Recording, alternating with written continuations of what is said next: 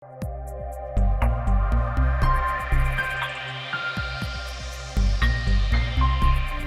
terima kasih. Kami ingin buka hati kami untuk firman-Mu. Kami minta Roh Kudus melembutkan hati kami. Biarkan apa yang kami dengar hari ini akan meneguhkan kami lagi, untuk kami mentaatinya, menghidupinya di dalam hidup kami Tuhan. Sehingga apa yang Kau rancangkan, rencanakan, sungguh tergenapi dengan sempurna bagi kami semua. Terima kasih. Kami bersyukur kepadamu, urapan yang baru, hikmat pewahyuan pengertian dari surga Kau curahkan atas kehidupan kami. Di dalam nama Tuhan Yesus. Haleluya. Amin. Shalom Bapak Ibu Saudara sekalian. Saya ingin mengajak kita buka Lukas pasal ke-11.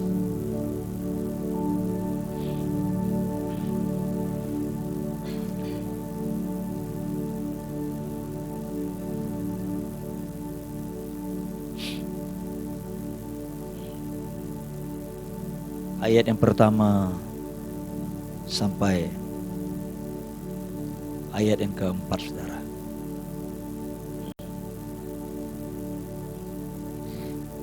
Pada suatu kali Yesus sedang berdoa di salah satu tempat.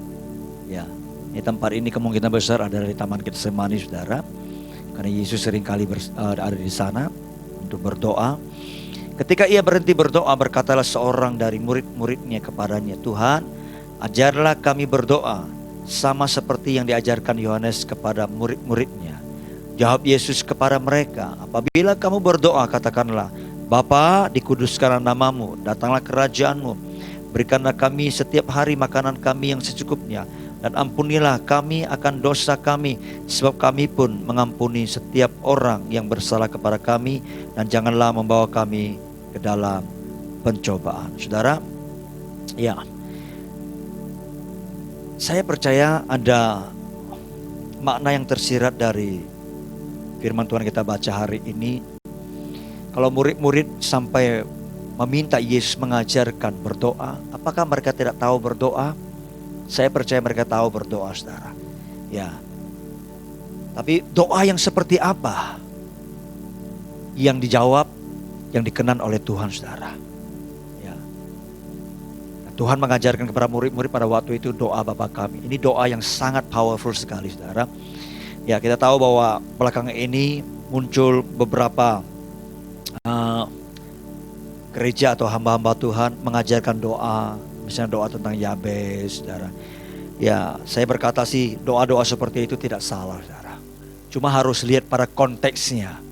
Ya, jangan sampai kita mendoakan sesuatu hanya untuk memuaskan keinginan kita, ya, memuaskan kedagingan kita, saudara. Ya, doa seperti Yabes sekali lagi tidak pernah salah kalau tujuannya, motivasinya benar, saudara. Tapi seringkali motivasi kita kan di hadapan Tuhan, Tuhan yang paling tahu, saudara. Bahkan seperti saya katakan, hati kita pun ya bisa menipu diri kita sendiri, saudara. Karena penting banget untuk kita jujur dengan Tuhan, saudara. Nah, kalau kita baca di doa Bapa kami ini, saudara, maka kita bisa mendapatkan bahwa di dalam doa Bapa kami ini terkandung, tersirat ya kehidupan manusia yang begitu esensi sekali, yaitu di sana ada hubungan antara manusia dengan Allah, ya, hubungan manusia dengan sesamanya, hubungan manusia dengan keadaan sekelilingnya, ya, ada pencobaan-pencobaan yang mesti dihadapi, saudara. Bahkan dikatakan juga bagaimana manusia bisa lepas dari semua dosa-dosa itu, saudara. Seperti itu, saudara. Nah, saya hari ini mau ngajak kita melihat dari sisi bagaimana hubungan kita dengan sesama kita, saudara. Saya akan membawa yang terakhir kali mungkin, saudara, soal tentang pengampunan, saudara. Ya, saya sudah hampir berapa hari ini menyampaikan soal pengampunan, saudara. Nah, kenapa ini penting sekali, saudara? Karena kalau saudara lihat kehidupan masing-masing kita, kehidupan manusia itu, saudara, ya mungkin sebagian besar kehidupannya, 70% mungkin, ya, itu kehidupan itu berinteraksi, berhubungan dengan sesamanya, saudara. Ya, berinteraksi secara sosial, saudara, seperti itu. Saya percaya tidak ada di antara saudara yang tinggal di sebuah gua, lalu saudara menyendiri di sana. Tidak ada kan? Pasti berinteraksi, entah dengan pasangan hidup, entah dengan keluarga, entah dengan rekan kerja, entah dengan orang-orang tetangga di pasar seperti itu, saudara. Nah, biasanya dalam interaksi itu, saudara, ya pasti akan terjadi yang namanya gesekan, ya kan? Namanya kalau hubungan pasti gesekan, saudara. Ada perselisihan kadang seperti itu, saudara.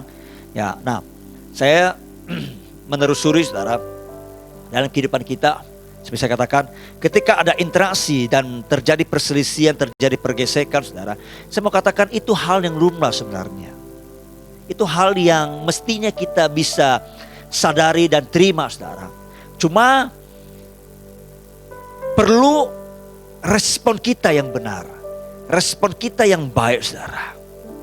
Ya, nah respon itulah yang akan menentukan interaksi itu, hubungan itu makin kuat atau sebaliknya, ya.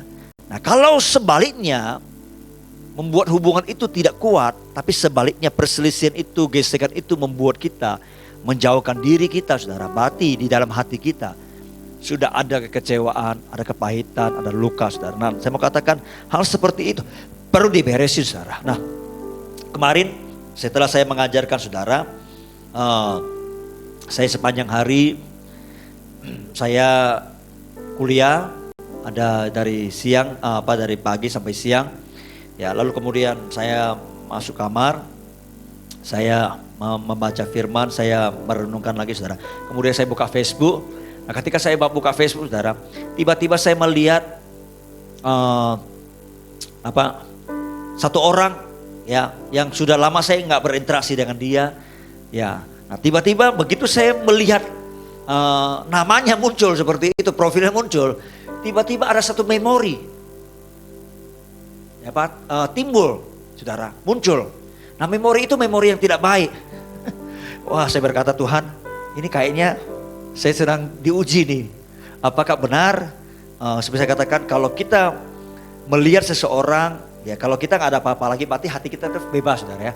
Tapi tiba-tiba ada memori yang muncul. Nah, saya coba menguji, apakah ada syak di hati saya yang tidak baik, yang tidak benar, seperti itu, ya kan? Nah, saya merasa ada sesuatu ganjalan mulai muncul, saudara, seperti yang diingat itu sesuatu yang tidak enak, ya. Lalu apa yang saya lakukan? Saya sudah mengajar, saudara, secara ekstrim. Kalau itu susah untuk dilupakan, saudara, harus datang kepada orang itu. Apa yang saya lakukan, saudara? Saya langsung tidak di Facebook, saudara. Saya buka WA, saya ketik namanya, muncul namanya, saya kirim sesuatu. Ya tentu ini hal yang baik, saudara, ya. Ya saya kirim, saya ucapkan sesuatu, ya. Saya lakukan itu, saudara. Nah, saudara, saya percaya firman Tuhan yang kita dengar, firman itu pasti akan menguji kita. Apakah firman itu menetap atau tidak, saudara? Ya, nah saya mau katakan, saudara, kalau kita tidak membuka hati kita dan jujur dengan hati kita, maka hati kita bisa menipu kita. Ya saya kan sudah mengampuni dia, saya sudah melupakan dia. Tapi ketika waktu kesempatan itu Tuhan izinkan terjadi dan mengorek keluar yang di dalam, saudara, maka kita cepat-cepat perlu memberesinnya, saudara. Kenapa, saudara? Kalau tidak, itu akan bisa merusak hidup kita, saudara. Nah, ada orang berkata begini, saudara. Orang yang tidak mau mengampuni, orang yang tidak mau melepaskan pengampunan, itu ibarat seperti ini. Orang itu minum racun, tapi berharap orang lain yang mati. Pernah dengar itu, saudara? Jadi kalau kita tidak sungguh-sungguh mengampuni, saudara, itu artinya kita sedang meracuni hidup kita. Dan tentu racun yang masuk dalam tubuh kita, dalam hidup kita, saudara, itu bisa membuat kita mati seketika, tapi juga bisa membuat kita mati pelan-pelan. Ya, jadi cara bunuh diri yang tanpa diketahui orang adalah tidak mau mengampuni.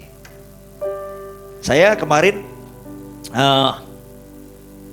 baca lagi di sebuah artikel di beberapa negara, saudara, itu ada terkenal dengan tempat-tempat yang dimana orang masyarakat itu bisa datang tanpa diketahui, bisa mengakhiri kehidupan mereka. Di Jepang itu ada hutan bunuh diri, saudara. Ya, jadi ternyata ada banyak orang-orang yang kecewa dengan kehidupan, stres dengan kehidupan, kepahitan dengan kehidupan, mengalami luka-luka, mereka yang tidak bisa mengatasi emosi mereka, jiwa mereka, saudara. Dan mereka mengambil jalan sempit, keputusan yang singkat, saudara. Mereka pergi ke hutan itu, lalu mereka menghabisi hidup mereka. Ada banyak bekas-bekas bunuh diri mereka itu, saudara, entah gantungan, entah sayatan seperti itu di pohon, ya, itu ada di sana seperti itu. Ya, bahkan saya baca di Korea Selatan nggak salah, tingkat bunuh diri yang paling besar di seluruh dunia, khususnya anak-anak muda, saudara. Ya, bahkan di sana ada jembatan, katanya jembatan bunuh diri. Ya, kenapa itu terjadi, saudara? Ya karena manusia tidak bisa melepaskan semua yang ada di dalamnya, saudara. Ya, nah, saya menemukan, saudara, saya telusuri, ya, saya baca banyak buku juga. Dikatakan begini, saudara. Hal-hal yang bisa membunuh manusia, yang pertama itu stres, depresi. Kedua, kekhawatiran, saudara. Ketiga, kepahitan, ya. Keempat, rasa bersalah, saudara. Nah, saya percaya kita pernah mengalami 4 hal ini. Kita pernah stres, depresi, kita pernah khawatir, kita pernah kepahitan, ya. Nah, kita pernah juga merasa rasa bersalah, berbuat salah kepada orang lain, saudara. Nah, ini hal-hal ini perlu dibereskan, saudara. Khususnya hubungan kita dengan orang lain, saudara. Kenapa? Karena sekali lagi saya katakan, kepahitan itu seperti permukaan air yang terlihat tenang, nggak apa-apa, saudara. Tapi di dalamnya itu mencemari seluruh hidup kita, khususnya hati kita, saudara. Ya, nah artinya, saudara, kalau hati kita sudah dicemari, saudara, maka itu akan lama-lama, itu akan berimbas keluar, saudara. Ingat baik-baik, saudara, itu tidak hanya di dalam hidup kita, tapi kalau penyakit itu sudah ada dalam tubuh kita, kita bisa bawa kemana-mana dan menularkan kepada orang lain, saudara. Saudara pernah lihat orang tularkan penyakit kepada orang lain? Kalau dia misalnya punya penyakit AIDS, saudara, kalau dia berhubungan dengan istrinya atau suaminya, itu virus itu masuk dalam tubuh pasangan hidupnya, saudara. Hidup kita kadang seperti itu. Kalau kita punya luka hati, kita punya kekecewaan, kita bisa tularkan kepada teman kita loh. Ada satu statement dari dosen saya berkata begini, jangan mempengaruhi temanmu untuk membenci musuhmu. Kadang kita begini kan, kita ngomong sama teman kita tentang ya orang kita tidak suka itu, saudara. Itu bisa mempengaruhi teman kita ini, saudara. Sedikit banyak, saudara. Seperti itu, saudara. Dan itu kalau orang tidak sungguh-sungguh melepaskan kekecewaan, kemarahan, kegeraman, saudara, semua luka-luka itu, saudara, itu sangat merusak hidupnya. Dan tanda petik, dia kemana-mana bisa membawa luka itu, membawa virus itu, saudara, kepada orang lain, saudara. Saya masih ingat, ya, mungkin ada di antara saudara yang menyaksikan Facebook ini hari ini mengikuti saya, saudara. Dulu, ya, dia ceritakan begini, saudara. Ada seorang hamba Tuhan melayani dia. Ya, dia punya masalah keluarga. Dan apa yang menjadi nasihat hamba Tuhan ini? Ini hamba Tuhan seorang pendoa. Dia berkata begini, udahlah, cerai aja. Ya, cerai aja. Saudara tahu, hamba Tuhan ini tahu kebenaran firman Tuhan. Tapi ketika dia melayani anak Tuhan yang mengalami peristiwa konflik dan keluarga, ada masalah dengan keluarga, ya, dengan pasangan hidupnya. Nah, hamba Tuhan ini menasehati, cerai, pisah aja seperti itu, saudara. Ya, saudara bisa bayangkan, hamba Tuhan bisa nasihati seperti itu.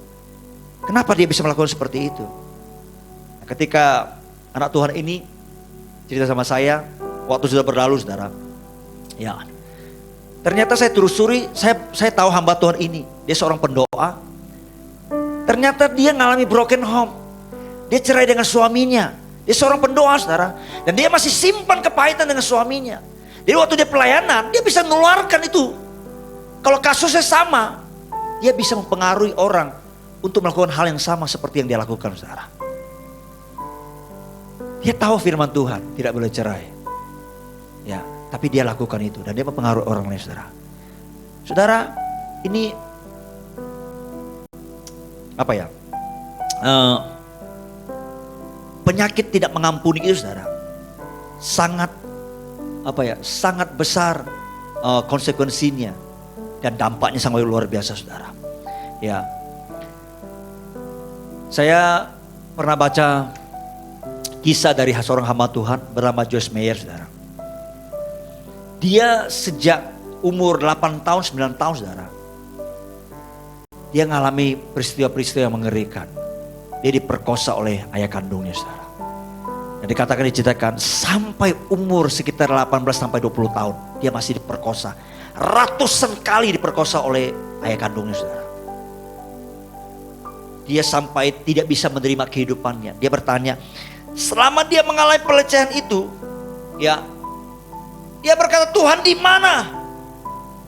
Ini orangnya harusnya menjaga, melindungi aku, tapi justru memperkosa aku, melecehkan aku saudara. Dia berkata, kenapa Tuhan izinkan aku? Dia bukan hanya menaruh dendam, kepahitan kepada orang tuanya, papanya saudara, tapi membenci sama termasuk kepada Tuhan. Kenapa Tuhan itu izinkan seperti itu saudara? Ya, tapi ketika dia umur 20 tahun saudara, dia mengalami peristiwa, dia bertemu dengan Tuhan. Dan Tuhan memulihkan hidupnya saudara. Dan ketika Tuhan memulihkan hidupnya, hatinya masih mengalami sakit saudara.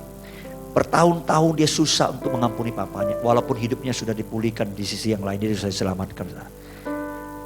Tapi Tuhan berperkara dengan dia. Tuhan menyuruh dia sungguh-sungguh untuk melepaskan pengampunan bagi ayahnya. Coba yang terjadi? Dia melakukannya saudara. Dengan hati yang sangat hancur sekali. Ketika dia datang kepada papanya, dia sampai melampiaskan semua kemarahan saudara. Tapi puji Tuhan, ada Roh Kudus, ada firman Tuhan yang menjaga hatinya saudara. Dia ngomong sama papanya, dia mengampuni papanya. Nah, puji Tuhan, bukan hanya hidupnya yang dipulihkan, tapi papanya juga dipulihkan, diselamatkan saudara. Memang gak berapa lama papanya itu meninggal saudara. Tapi sebelum dia mengampuni papanya saudara, dia sudah mengalami beberapa peristiwa kawin cerai saudara. Kenapa? Karena memang dia tidak bisa mengampuni. Dan itu mempengaruhi kehidupannya. Ketika dia berumah tangga, rumah tangganya hancur. Tapi setelah dia bisa mengampuni papanya, rumah tangganya menjadi kokoh. Memang dia menikah dengan seorang anak Tuhan. Dan betapa luar biasa Tuhan pertemukan dengan dia. Sekarang dia menjadi seorang pengkhotbah yang luar biasa. Joyce Meyer saudara. 18 tahun diperkosa oleh papanya. Tapi pada akhirnya dia bisa mengampuni. Dan hari ini hidupnya begitu luar biasa saudara. Saudara, kalau kita belajar dari doa Bapa kami ini, sebenarnya kita tidak bisa layak datang kepada Tuhan kalau kita tidak terlebih dahulu mengampuni orang yang bersalah kepada kita saudara. Coba kalau saudara perhatikan baik, dikatakan begini, apabila kamu berdoa katakanlah, Bapa dikuduskanlah namamu, datanglah kerajaan-Mu, berikanlah kami setiap hari makanan kami yang secukupnya, dan ampunilah kami akan dosa kami, sebab kami pun mengampuni setiap orang yang bersalah kepada kami. Jadi kalau kita datang kepada Tuhan, kita harus terlebih dahulu mengampuni orang yang bersalah kepada kita saudara. Baru kita bisa dilayakkan datang kepada Tuhan. Sebab kalau tidak, ketiada pengampunan kita itu bisa menjerumuskan kita masuk ke dalam pencobaan-pencobaan selanjutnya saudara. Besok saya akan coba menguraikan buat saudara lebih dalam lagi tentang pencobaan ini saudara. Tapi hari ini saya berharap dan saya percaya saudara pasti sudah mulai melakukan apa yang Tuhan firmankan ini. Saya percaya ganjaran-ganjaran sekecil apapun saudara mulai bereskan saudara. Amin Bapak Ibu saudara. Sekali lagi doa saya tahun ini, setiap kita, apalagi jemaat Tuhan di gereja ini, lepas dari semua kepahitan, lepas dari semua kekecewaan. Tahun ini menjadi tahun rahmat Tuhan bagi kita. Dan tahun rahmat Tuhan akan membawa kita tertanam lebih kuat di dalam Tuhan, bertumbuh lebih kuat lagi, ya, lebih tinggi lagi, saudara. Dan kita berbuah lebih lebat lagi tahun ini, saudara. Dan tahun ini saya percaya kita bisa memuliakan Tuhan lebih luar biasa lagi. Amin Bapak Ibu Saudara, kiranya apa yang saya sampaikan memberkati saudara semua. Mari kita datang kepada Tuhan.